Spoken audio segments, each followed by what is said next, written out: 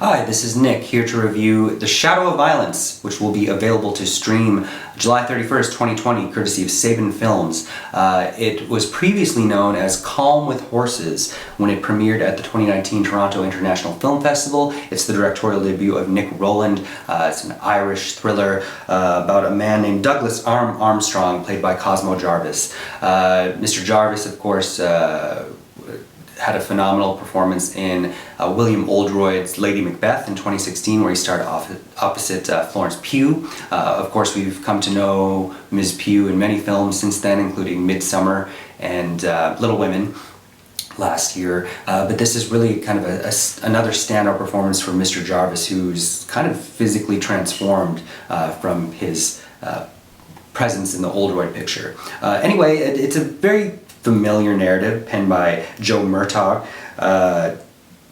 Armstrong is caught between his allegiance to, he's an ex-boxer who has an allegiance to the Devers clan, this local crime syndicate, while his own family, his ex, played by Niamh Algar, he's always constantly at odds with because they have an autistic son together that he's not very well adept at caring for.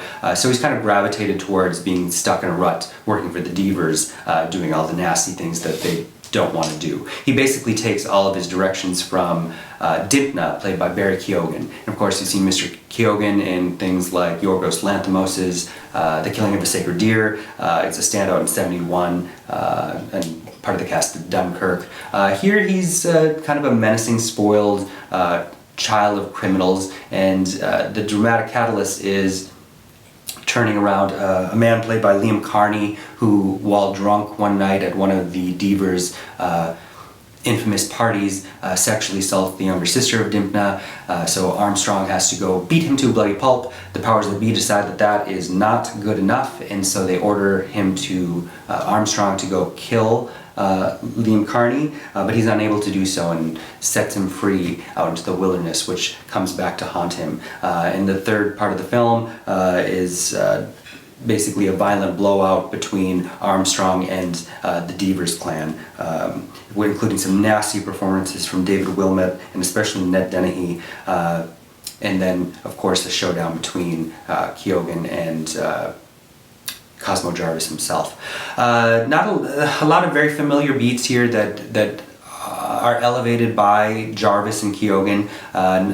It's well shot by Piers McGrail, who also shot the Irish neo-noir drama Glass Land, starring Toni Collette.